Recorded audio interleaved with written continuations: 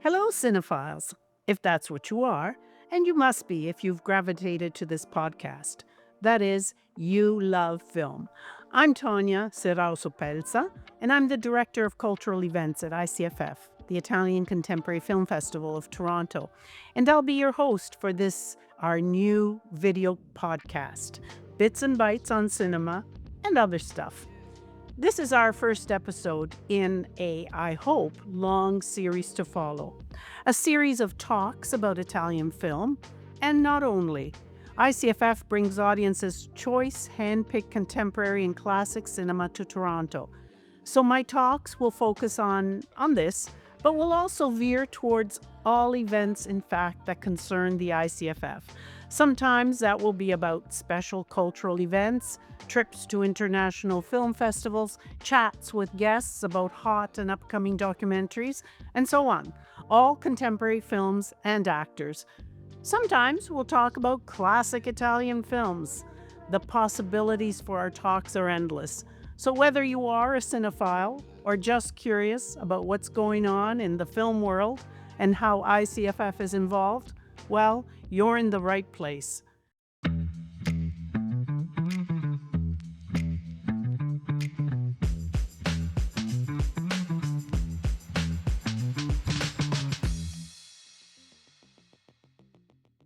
Last November, our 2024 film festival, which had been a great success, was barely over when our artistic director Cristiano De Florentis announced that ICFF had managed to snag the Hollywood villain par excellence. I would gladly break any promise and watch you die in my hand.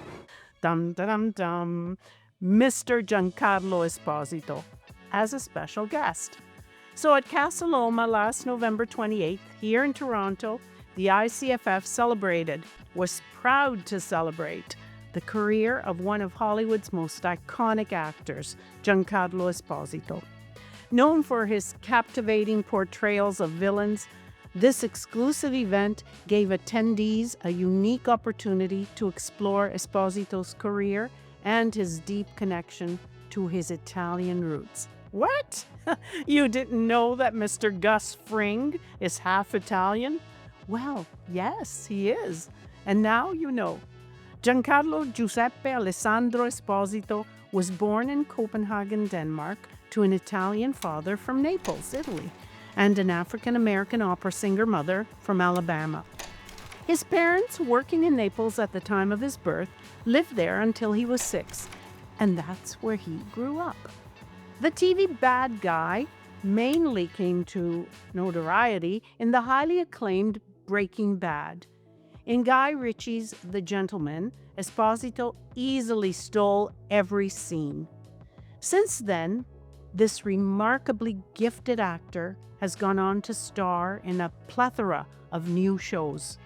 For now, however, and for our first episode, I want to tell you about the theme of the celebration ICFF held last November in honor of Mr. Esposito.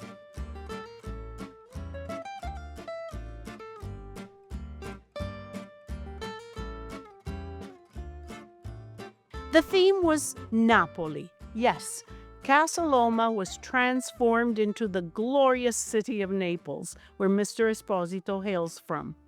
So, because this magical city holds a special place in my heart, let's dedicate a few minutes of this video podcast to Napoli.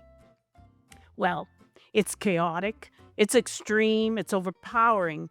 It is a city that's edgy, daring, reckless. Naples' gritty image just keeps visitors away.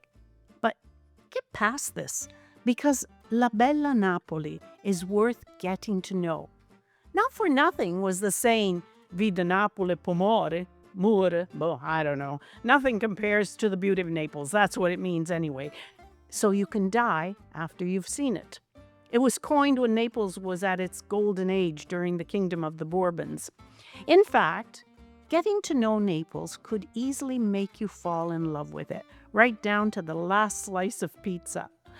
Up until now, I returned recently for a visit. I kind of held a particular loathing and fear for Naples.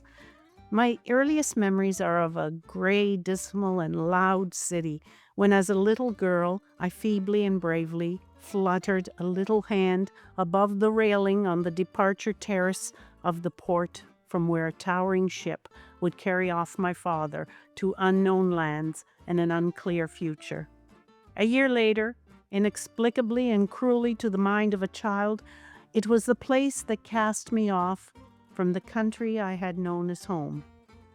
The constant news about Camorristi being apprehended, garbage crises, etc., do nothing but exasperate an already tainted reputation of the city and surrounding areas that were no longer what Goethe called the most marvelous region of the world.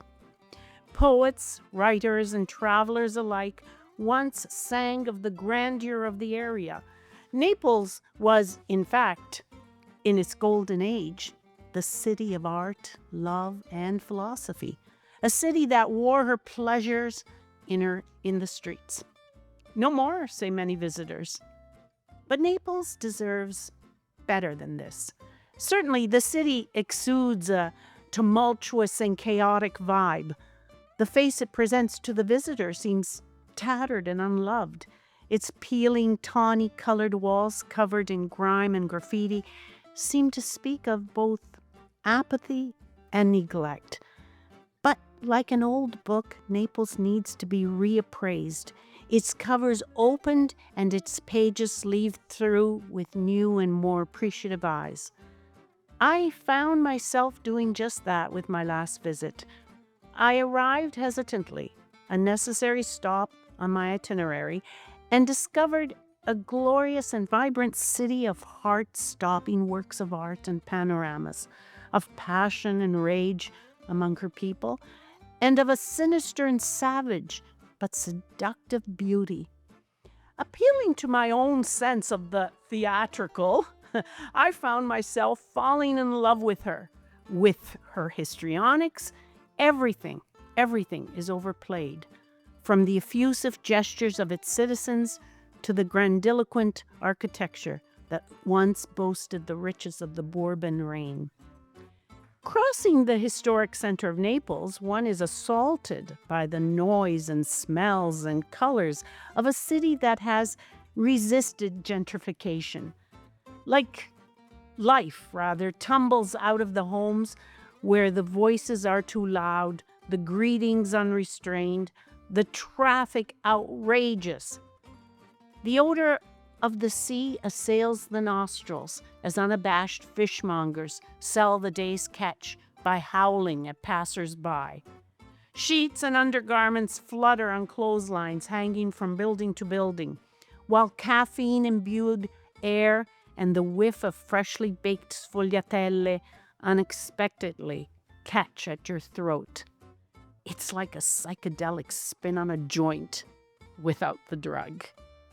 Back down in the dense lanes and alleys of the Centro Storico, and I am almost knocked off my feet by a passing lambretta, with a man riding backwards on the back seat, arms outstretched, holding on for dear life to a life-size statue of San Gennaro, Naples' patron saint. Miracles are almost by definition unpredictable and spontaneous, except here in Naples, where every year San Gennaro is believed to keep his appointment on September the 19th, his feast day, producing a scientifically inexplicable liquefaction of 2 ampoules of his blood.